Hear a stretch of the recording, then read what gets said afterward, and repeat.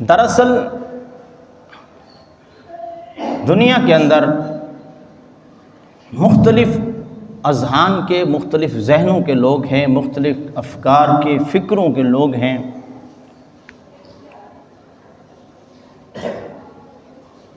تو اس میں کچھ ایسے بھی ہیں جو کہتے ہیں کہ معاذ اللہ کے رسول کا اختیار ماننا، تسلیم کرنا یہ شرک ہوتا ہے، کیونکہ سارے اختیار تو اللہ کے ہیں، مالک وہ ہے، تو پھر بندوں میں یہ بات ظاہر کرنا یہ شرک ہے۔ اگر کوئی خود کہے، ذاتی طور پر کوئی کہے کہ اللہ کے نبی کو اختیار بذات خود ذاتی طور پر ہے، حضور کے اصحاب کے پاس اختیار بذات خود ذاتی طور پر ہے، اللہ کے ولیوں کے پاس اختیارات تصرفات ذاتی طور پر ہے، تو پھر تو یہ شرک ہو جائے گا۔ لیکن اگر یہ نظریہ ہو کہ اللہ کے نبی کا اختیار ذاتی نہیں بلکہ رب نے عطا کیا ہے، تو پھر یہ شرک نہیں، یہی عقیدہ ہے۔ اگر یہ کہا جائے کہ اللہ کے محبوب کے اصحاب کے پاس اختیارات، اولیاء کے پاس اختیارات اور تصرفات ذاتی نہیں ہیں بلکہ رب نے عطا کیے ہیں، تو پھر یہ شرک نہیں بلکہ یہ عقیدہ ہے۔ اور یہی عقیدہ قرآن اور سنت کے اندر، یعنی قرآن اور نبی کے فرمان کے اندر درج ہے۔ آج انشاءاللہ ہم اسی بات کو اجاگر کریں گے، کوشش کریں گے کہ یہ بات واضح ہو جائے کہ اہل سنت کا عقیدہ، نظریہ کوئی اشعار سے، قوالیوں سے، نعت خوانی سے نہیں بنا ہے، لوگوں کی باتوں سے نہیں بنا ہے۔ اہل سنت کا عقیدہ قرآن سے ہے، نبی کے فرمان سے ثابت ہے۔ تو ہم آگے بڑھتے ہیں، وقت قلیل ہے۔ اللہ رب العزت ارشاد فرما رہا ہے، فَلَا وَرَبِّكَ لَا يُؤْمِنُونَ حَتَّى يُحَكِّمُوكَ فِيمَا شَجَرَ بَيْنَهُمْ ثُمَّ لَا يَجِدُوا فِي أَنفُسِهِمْ حَرَجًا مِّمَّا قَضَيْتَ وَيُسَلِّمُوا تَسْلِيمًا۔ یہ سورۃ نساء ہے، آیت نمبر 65 ہے۔ رب ارشاد فرما رہا ہے، محبوب آپ کے رب کی قسم، میں کئی دفعہ یہ عرض کر چکا ہوں کہ جب بھی کوئی اہم معاملہ ہوتا ہے، مالک کائنات قسم یاد فرماتا ہے، حالانکہ اس کا کلام لا ریب ہے، لیکن معاملہ اتنا اہم ہے، اتنی بڑی بات ہے کہ مالک کائنات قسم یاد فرما کے فرما رہا ہے، فلا وربک،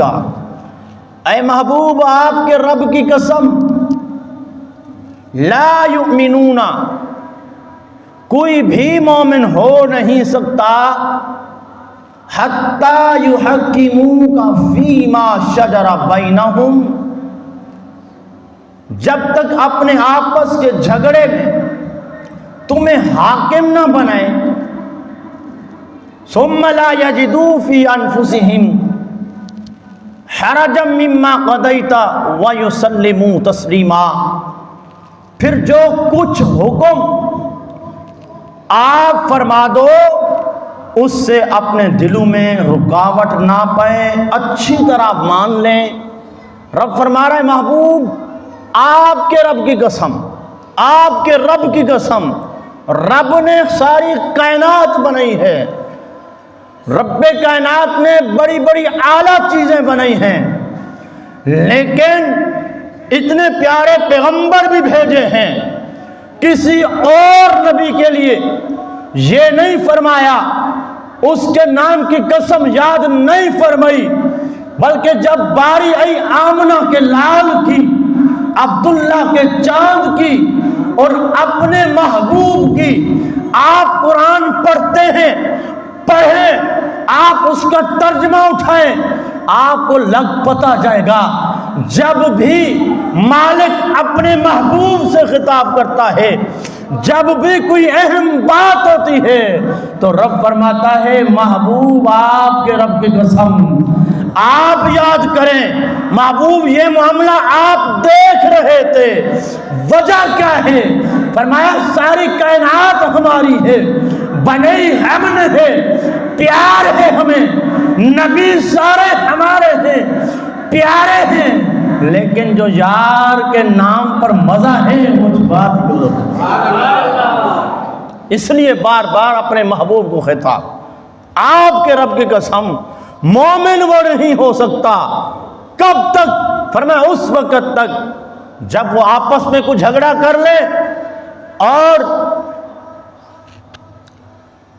تمہیں حاکم نہ بنے، اور جب تم آپ فیصلہ سنا دو تو وہ آپ کے فیصلے کو تسلیم نہ کریں،